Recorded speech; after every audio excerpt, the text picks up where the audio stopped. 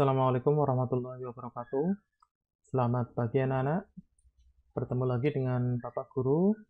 Hari ini kita akan mempelajari masih dalam tema 2, subtema 3, pembelajaran yang kelima. Nah, yang pertama adalah kita akan belajar bagaimana upaya meningkatkan kesejahteraan pada masa awal kemerdekaan. Pada masa awal kemerdekaan, ada banyak masalah yang harus dihadapi bangsa Indonesia. Setelah kemerdekaan dicapai, keadaan ekonomi Indonesia sangat buruk. Hal ini disebabkan oleh mahalnya harga barang-barang akibat inflasi. Selain itu, blokade ekonomi dari Belanda atau NIKA juga memperburuk kondisi ekonomi Indonesia. Untuk itu, berbagai upaya dilakukan pemerintah bersama rakyat untuk meningkatkan kesejahteraan umum. Untuk membakar semangat, dikumandangkanlah semboyan Bersatu Kita Teguh. Semboyan Bersatu Kita Teguh dikumandangkan untuk mewujudkan persatuan dan kesatuan bangsa Indonesia. Dengan persatuan dan kesatuan, kesejahteraan akan mudah diwujudkan. Tak hanya semboyan semata, pemerintah beserta rakyat pun melakukan upaya-upaya untuk meningkatkan kesejahteraan umum pada masa awal kemerdekaan. Nah, berikut ini adalah upaya yang dilakukan bangsa Indonesia untuk meningkatkan kesejahteraan pada masa awal kemerdekaan. Yang pertama adalah pemerintah melakukan pinjaman nasional. Pinjaman nasional ini adalah program pinjaman nasional dilaksanakan oleh Menteri Keuangan, Insinyur Surahman. Pinjaman nasional akan dibayar kembali selama jangka waktu 40 tahun. Untuk mendukung program ini, didirikan Bank Tabungan Pos yang berfungsi untuk menyalurkan pinjaman-pinjaman yang ditawarkan pada Juli 1946 sebesar 1 miliar. Pada tahun pertama, berhasil dikumpulkan setengahnya, yaitu 500 juta rupiah. Keberhasilan ini menunjukkan bahwa rakyat Indonesia mendukung dan percaya dengan pemerintah Indonesia. Kemudian usaha yang kedua adalah konferensi ekonomi. Konferensi ekonomi dihadiri oleh para cendekiawan, gubernur, dan pejabat lainnya yang bertanggung jawab langsung mengenai masalah ekonomi di Jawa. Konferensi ini dipimpin oleh Menteri Kemakmuran Insinyur Darmawan Mangunkusumo. Tujuan dari konferensi ini adalah untuk memperoleh kesepakatan yang bulat dalam menanggulangi masalah-masalah ekonomi yang mendesak, seperti masalah produksi dan distribusi makanan, sandang, serta status dan administrasi perkebunan. Kemudian yang ketiga adalah pembentukan Badan Perancang Ekonomi. Atas inisiatif Menteri Kemakmuran, Dr. A.K. Ghani, dibentuklah Badan Perancangan Ekonomi. Badan Perancangan Ekonomi bertugas membuat rencana pembangunan ekonomi untuk jangka waktu 2-3 tahun. Pada akhirnya, badan ini menyepakati rencana pembangunan 10 tahun. Untuk mendanai rencana pembangunan tersebut, pemodal dalam negeri dan luar negeri diikutsertakan. Dana pembangunan tersebut disimpan di Bank Pembangunan. Berikutnya, yang keempat adalah Rencana Kasimo atau Kasimo Plan. Program ini disusun oleh Menteri Urusan Bahan Makanan, I.J. Kasimo. Program ini berupa rencana produksi 3 tahun dari tahun 1948 hingga 1950. Rencana Kasimo berisi tentang usaha swasembada pangan dengan beberapa petunjuk pelaksanaan yang praktis untuk meningkatkan produksi bahan pangan. Dalam program ini, Kasimo menyarankan beberapa hal sebagai berikut. Yang pertama adalah menanami tanah-tanah kosong di Sumatera Timur seluas 281.277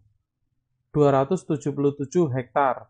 Dilakukan intensifikasi di Jawa dengan menanam bibit unggul.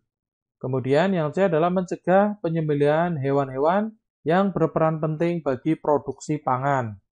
Kemudian yang D, dibentuk kebun-kebun bibit di setiap desa-desa. Yang E, melakukan transmigrasi. Nah, berikutnya adalah persatuan tenaga ekonomi. Persatuan Tenaga Ekonomi atau PTE dipimpin oleh BR Motik. Organisasi ini bertujuan untuk menggiatkan kembali partisipasi pengusaha swasta. Dengan dibentuknya PTE juga diharapkan dapat melenyapkan individualisasi di kalangan organisasi pedagang sehingga dapat memperkokoh ketahanan ekonomi bangsa Indonesia. Pemerintah Indonesia berharap PTE dapat didirikan oleh setiap pemerintah daerah. Akan tetapi, hal itu tidak berjalan dengan baik karena adanya agresi militer Belanda. Kemudian yang keenam adalah rekonstruksi dan rasionalisasi angkatan perang atau RERA. Ya. Program yang diprakarsai oleh Dr. Andes Muhammad Hatta ini dimaksudkan untuk mengurangi beban negara dalam bidang ekonomi. Di samping untuk meningkatkan efisiensi, rasionalisasi program ini meliputi penyempurnaan administrasi negara, angkatan perang, dan aparat ekonomi. Sejumlah satuan angkatan perang dikurangi secara drastis. Selanjutnya, tenaga-tenaga bekas angkatan perang ini disalurkan ke bidang-bidang produktif dan diurus oleh Kementerian Pembangunan dan Pemuda. Berikutnya yang ketujuh adalah kebijakan uang Republik Indonesia atau disingkat ORI. Ya. Pada 1 Oktober 1946, pemerintah mengeluarkan larangan menggunakan mata uang NIKA dan digantikan dengan penggunaan ORI atau uang Republik Indonesia sebagai alat pembayaran resmi di Indonesia. Pada 25 Oktober 1946 diberlakukan Undang-Undang Nomor 19 Tahun 1946 yang mengatur pertukaran uang rupiah. Tanggal 25 Oktober selanjutnya dijadikan sebagai Hari Keuangan. Nah, selanjutnya kita akan membuat peta pikiran upaya meningkatkan kesejahteraan pada masa awal kemerdekaan. Nah, kita sudah tahu upaya-upaya meningkatkan kesejahteraan pada masa awal kemerdekaan. Kita bisa berdiskusi dengan teman terkait upaya-upaya tersebut, kemudian kita bisa menuliskan hasil diskusi dalam bentuk peta pikiran. Dalam peta pikiran, kita tuliskan tujuan dari dilakukannya upaya-upaya tersebut. Kita bisa menuliskannya seperti contoh berikut ini. Nah, peta pikiran seperti ini ya. Ini pikirannya upaya meningkatkan kesejahteraan rakyat pada masa awal kemerdekaan. Kemudian yang pertama tadi ada pinjaman nasional, meningkatkan dukungan dan kepercayaan rakyat kepada pemerintah. Ada rencana Kasimo atau Kasimo Plan, meningkatkan produksi pangan dengan swasembada pangan. Berikutnya persatuan tenaga ekonomi, menggiatkan kembali partisipasi pengusaha swasta. Berikutnya adalah rekonstruksi dan rasionalisasi angkatan perang atau RERA, tadi yang diprakarsai oleh Dr. Andes Muhammad Hatta, mengurangi beban negara dalam bidang ekonomi di samping untuk meningkatkan efisiensi. Berikutnya adalah kebijakan uang Republik Indonesia atau ORI. Penggunaan ORI sebagai alat pembayaran resmi di Indonesia untuk mengganti mata uang NIKA dan Jepang. Pembentukan Badan Perancang Ekonomi, yaitu membuat rencana pembangunan ekonomi untuk jangka waktu 2 hingga 3 tahun. Berikutnya adalah konferensi, menemukan kesepakatan dalam menanggulangi masalah ekonomi. Berikutnya adalah kriteria penilaian pentas tari. Kita sudah berlatih gerakan dan pola tari daerah, ya, pola lantai tari daerah. Kita bisa menampilkannya di depan kelas atau di acara pentas seni sekolah. Saat menampilkannya di depan penonton, kita harus menari dengan percaya diri. Untuk itu, kita harus benar-benar hafal dengan semua gerakan dan pola lantainya. Dapat menampilkan tarian di depan orang banyak pasti memunculkan rasa bangga.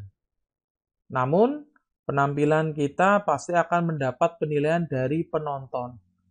Penilaian dari penonton bisa berupa masukan yang baik untuk kita. Dengan adanya penilaian, kita bisa mencari kekurangan sehingga kita bisa memperbaiki di penampilan selanjutnya. Nah, terkait dengan penilaian, ada beberapa kriteria yang sering digunakan.